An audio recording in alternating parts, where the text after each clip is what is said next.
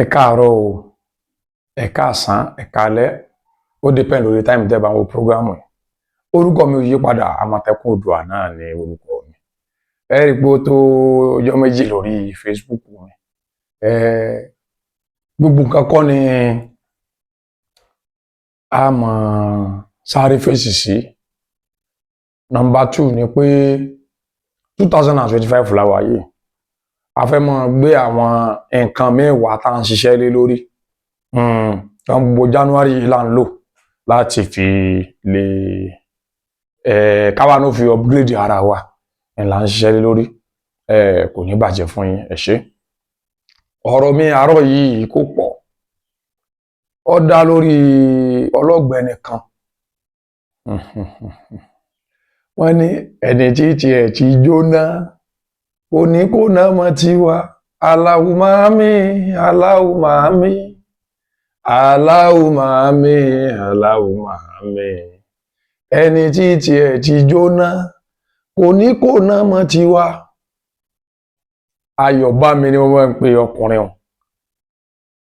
tó sorí bíbó bí adìẹ tí wọ́n kì bọnú omi báyìí, gbogbo eyín rẹ̀ ń ṣe ló dípèlé lérí ara wọn. Tí máa sábà dúró nú òkùnkùn báyìí tí máa ń ṣe àwọn fídíò kan báyìí. Ìfẹ́ sọ àwọn ọ̀rọ̀ yìí látọdún yìí, àmọ́ lónìí mo rẹ́dí láti ṣe àwọn àlàyé nǹkan kọ̀ọ̀kan. Mo rí i pé ó ṣàdédé lọ kó okọ̀ àwọn èèyàn jọ, àwọn tí wọ́n yẹ̀yẹ́ àpèrè bàbá sọ́hun according to him òun ni sọ bẹ́ẹ̀ o. Mi ò fẹ́ gbé fídíò rẹ̀ wá, fọ́tò rẹ̀ lásán máa gbé sí torí kò wọ́ tiẹ̀ tí mo lè máa gbé fídíò rẹ̀ káàkiri. Ní ẹnitẹ́nìkan ò mọ̀, èmi kọ́ ní ìbọn a máa gbé sí kìnní, àmọ́ bá yín gbé fọ́tò olórí ẹyẹ rẹ̀ ń bá yín gbé síbí. Ó dákọ̀ bàbá ìmáàmù, ó ní wọ́n ṣe fídíò kan ní déètì báyìí. Ó dákọ̀ ọ̀pọ̀lọpọ̀ àwọn èèyàn náà. Ó wá dákọ̀ èmi náà. Àmọ́ ibi tí mo ti rí pọ́ bọ̀ pé kò lọ́pọlọ rárá, ó sì ní investigation journalist àbí nǹkan ló gbéra rẹ̀, ó lọ́pọlọ kankan, ọgọ̀. In fact, èèyàn gbọ́dọ̀ kọ́ ọmọ ọ̀dọ̀ rẹ̀ tí wọ́n bá kọ́ ọmọ sọ́dọ̀ rẹ̀, ọmọ ó padà ya dẹ̀dẹ̀rẹ̀ ni. Ọ̀njátọ́ lẹ́nu dẹ̀dẹ̀rìn, ọgọ̀ Ayọ̀bámi, ó lọ́pọlọ. Bẹ́ẹ̀mi ṣe ń jáde ìwọ ìjáde bẹ́ẹ̀ náà. Ìjáde bẹ́ẹ̀ pẹ̀lú gbogbo eyín rẹ̀ tó mẹ́sẹ̀ rí o.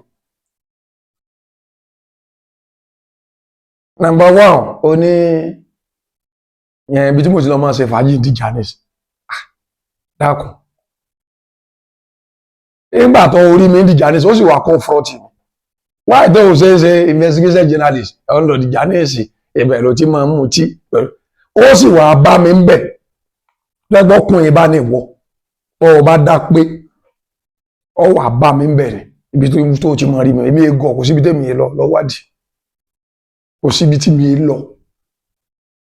Ọlọ́mọ fà wá pamọ́ bí ẹ̀yin ṣe pamọ́, bẹ́ẹ̀ ṣe pamọ́ tọ́jọ́ yóò wọ ọkùnrin.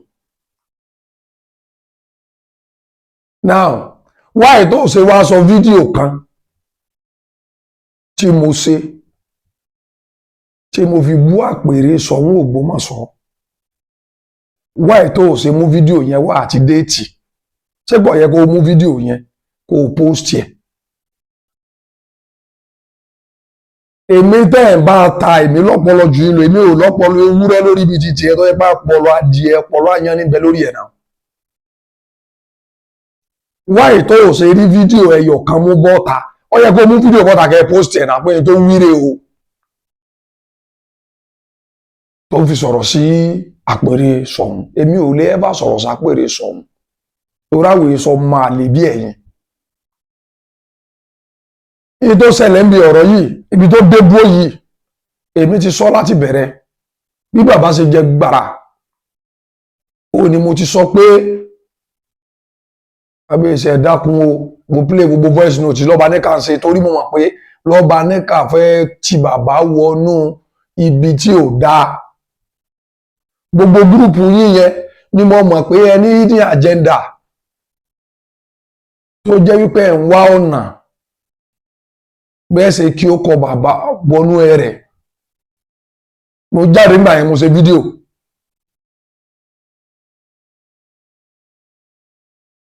kí ni ìtumọ̀ ẹni tí mò ń sọ ó ní wípé number one ọba His Imperial Majesty ọba Ghandi Afọlábí Ọláoyè Orúmọgẹ́gẹ́ the third Ṣọ̀ún of Ògbómọ̀ṣọ́ land. Bàbá ni bàbá gbogbo wa nílùú Ògbómọ̀ṣọ́, àti ìmáàmù ni o, àti ìmáàmù ni o, àti gbogbo pásítọ̀ àti gbogbo ẹ̀, bàbá ni number one. Kí ló ṣẹlẹ̀ bí ọ̀rọ̀ yìí? Ṣé bẹ́ẹ̀ kún òfò tó ń sun ní ìsìn? Gbogbo ìjọ ẹ̀sẹ̀ sọ́bọ̀ táwọn ọmọ iye ijọ́ ọmọ iye ọdún tẹ́ẹ̀ tí ń plan rẹ̀ pé kí wọ́n gbé mi tó ṣe bí mọ̀ ni ọmọ iye ìgbà ṣe bí wọ́n ló sọ níjọ́ tí mo wá ààfin, ṣe bí wọ́n ló pe àwọn tí wọ́n wá àtáàkì mi, ṣe bí wọ́n ti sọ̀rọ̀ ìwọ́n ló pe àwọn tó wá àtáàkì mi náà tó ṣe bí mọ̀ ni.